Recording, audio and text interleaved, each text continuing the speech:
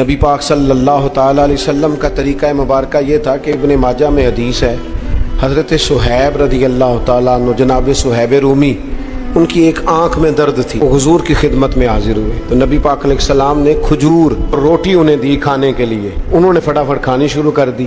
سمجھ لے کئی دنوں سے اطلاع ہو گئی کہ ان کی آنکھ میں تکلیف ہے. وہ کھجور کھانے لگ گئے نا جب، تو حضور مسکرائے اور مسکرا کے فرمایا وہ تمہاری آنکھ میں تو تکلیف تھی.